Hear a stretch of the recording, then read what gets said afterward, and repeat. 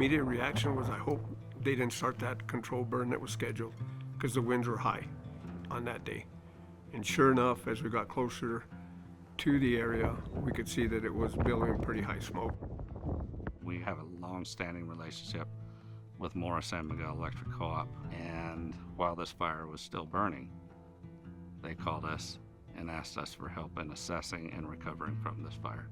This fire started early in the year, and it was just day after day after day of the worst weather, windy, dry, and the fire behavior was horrendous. Just getting away from us, we got our butt kicked. We saw intense burning. We saw crackling of trees, of course, watching the smoke over the mountains, looking at these guys who had been fighting fires for days. It was like, oh, this is unreal. This is unreal. We didn't leave for 2 months straight, just assessing the entire damage. So we walked the entire burn. We went to every single pole, every single meter. This was runoff from flood. This was flood damage due to the fire that burned all the way around us. Now we're dealing with aftermath of the fire. 3 years later, we've changed out about 2,300 poles. We still have about 300 poles left, so we'll change about 2,600 poles in total. More get added every day. So after the fire, that predictability of the decay of the trees, especially in pine forest, but in any conifer forest, we know those trees are coming down. We know it's a natural process for them to break down. And so we see that it's a race against time. I'll tell you where one of the worst floods we had was about 2 weeks ago. The water was flowing over that whole road. I came back down here and where that cable had been pulled apart, and it was just hanging down there in the stream bed. It's been a mess. Compete with Mother Nature, it's almost impossible. You think, oh, my little zone was damaged and oh, poor me. And then you look across this entire scar and you're like, wow, this is massive, this is crazy. To think we had 170 miles that I had to say, how are we gonna rebuild this? I think it's huge what we've done in the terrain, in the conditions. We've done 80 miles of reconductor. We've done 2,000 plus poles. We have no recordable incidents. Nobody has gotten hurt. We've been in massive snowstorms. We've been in massive flooding. I feel for those guys. I give them 100% credit because they're out there day or night. These linemen are dedicated to the service that they provide. I got to say this about this crews that were up here that day. They were here for, I think, 16 hours. Largest fire in New Mexico it ended up being in New Mexico's history. A lot of people lost their belongings. They lost their homes. They lost their history. I mean, you can see it in the field as we saw it today. There's destruction everywhere. We had to be evacuated and for 2 or 3 weeks, I think.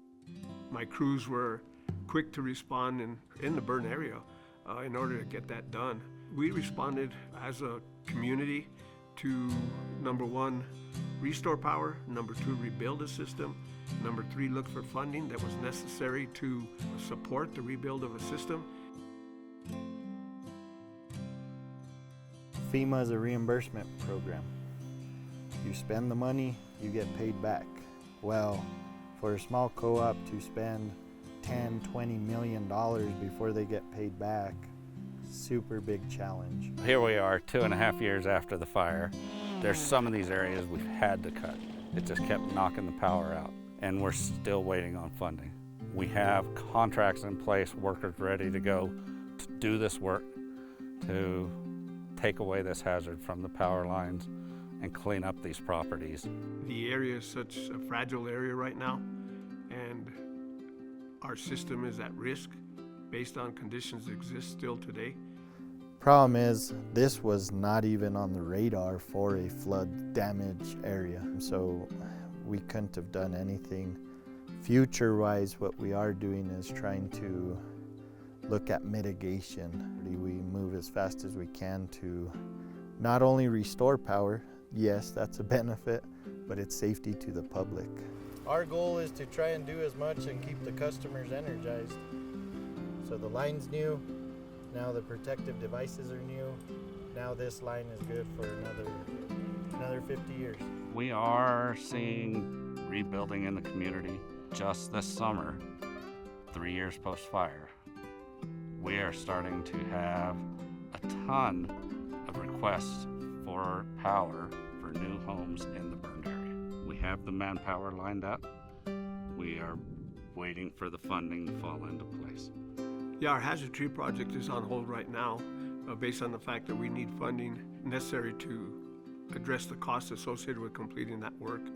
So I think it's just the drive to do it successfully for myself, for the co-op, for my community here, and just say we can't fail this. That's why my whole team gets out here and works every day, is to get this back to where we need to be for those that are here in our community. We're going to be able to do a better job of managing our system and also improving upon the reliability of delivery of electric power to our members in areas like this.